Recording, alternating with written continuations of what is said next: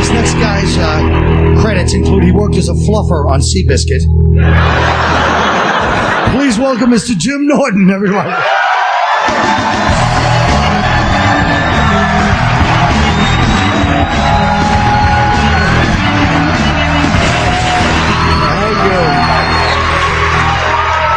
Thank you.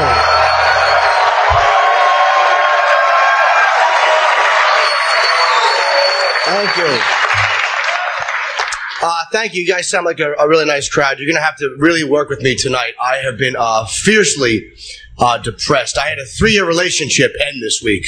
That's all right, man. You ever regret killing someone? No, I wish it were that simple. It was a 3-year relationship, and I started to have erection difficulties. And we had different ideas as to what the problem was. She bought me Viagra. I bought her a treadmill.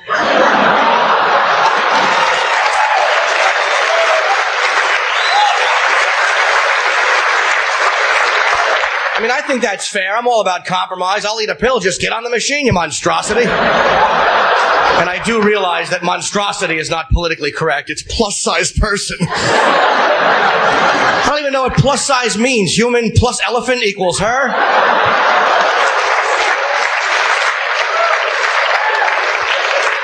First time I ever heard that awful expression, I'm in a bar and I'm talking to a girl. And she's really sweet. She's like 500 pounds. We're just talking. And I'm like, what do you do for a living? And she's like, I'm a plus-size model. Which was kind of nice, because then I could tell my friends, like, yeah, I banged a model. You know, you just leave out the plus-size part. They're like, really? What does she model? Dome stadiums?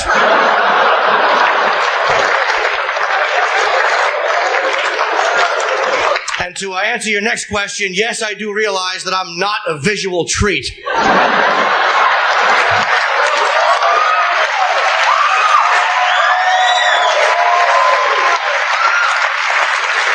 I don't mind people looking for attention. I'm just sick of people in our country looking for attention, but doing it under the guise of social or political consciousness. Like this awful Muslim woman in Florida who sued the state because she wanted her driver's license photo taken with the veil on. What rational part of your psyche tells you that that will be an acceptable form of identification?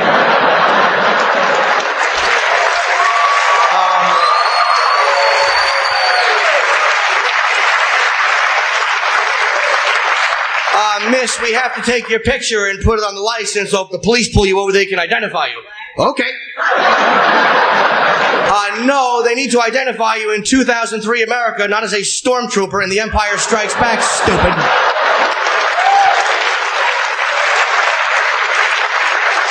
And of course, her predictable, cliched response, well, I wanted things to be just like they are in a traditional Muslim country, which would be fine if I could beat her on a street corner with a stick. And while you're at it, hand over that clitoris. You won't be using that anytime soon.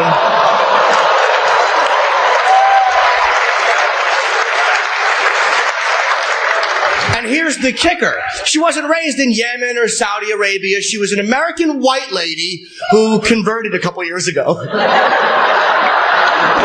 Because you remember, after the 93 Trade Center bombing, it was all the rave. This middle-aged, fraudulent bitch, she just wanted attention. That's all it was about.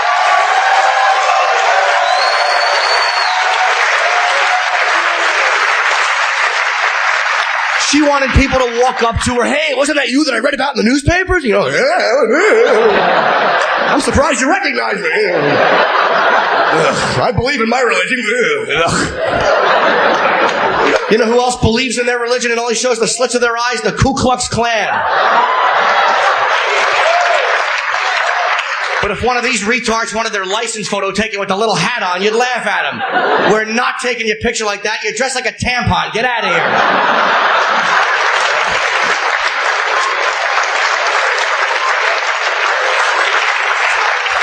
But because it's religion in America, we have to act like it might have some merit, you know. Because I am tired of this ethnic obsession we have in this country. I am so sick of hearing about your ethnicity. I am not concerned with it. I'm not impressed with it. You know, I have a lot of ethnic pride. Do you really? Die in a fire. I don't care.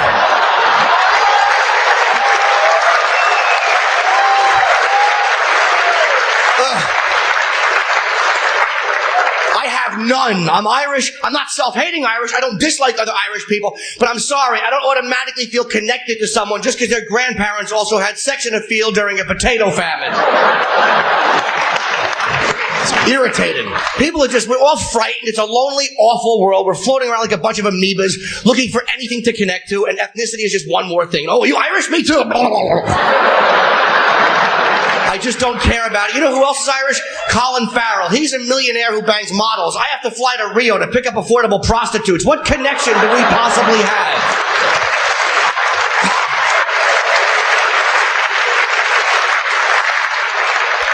And I'm not saying all ethnic things are awful. I love the Puerto Rican Day Parade because you know where they all are.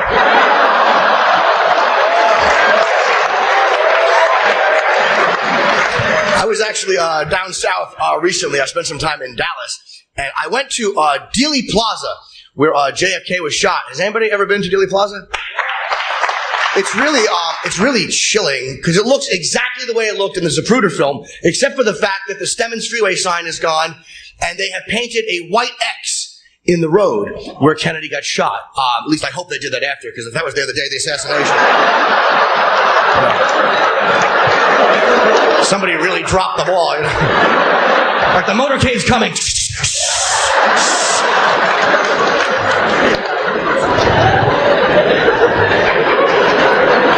And because traffic is very busy on Dealey Plaza, so people will actually do this. When there's a red light, people run out and stand on the X and get their photos taken. And you stand by watching this thinking, you morbid tourist jizz bucket.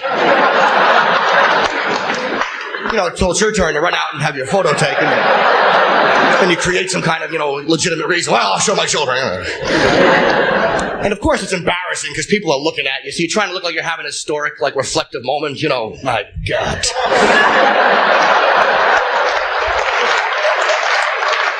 But of course my stupid friends are there, so I have to start screwing off,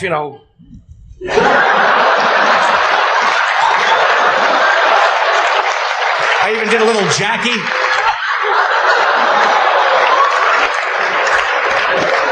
And I almost had the greatest moment of my life in Dealey Plaza. Because I walk off the X. Some stupid woman runs out, and her husband is kind of fumbling with the camera. And I guess she didn't realize that traffic is still busy on Dealey Plaza. She's standing there, and a car is headed towards her. And I go, let it happen.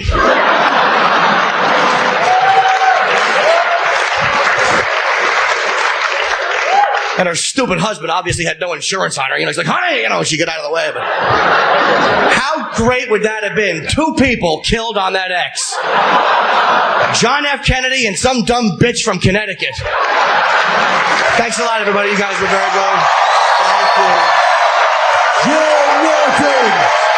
Jim Norton. Here we go. Thank you. Yes. So, Jimmy, thank you. That was a great set. Thanks, and, Jim, obviously you're hilarious. No one's questioning your comedy. It's brilliant, funny. But how much did I want to kick your pretentious demand for a stool before you came on? When Bill Cosby, they came backstage to me, they go, Jim wants a stool. I said, oh, is Cosby coming on? No, Jim wants a stool. This ass calls for a stool and then puts his water. At least if you sat down and we could look at you as a pompous, reflective idiot trying to solve the problems of life. Sir? I don't like the fact that the older you get, the more you look like Mr. Roper. That really is beginning to irritate me. Thanks a lot, everybody.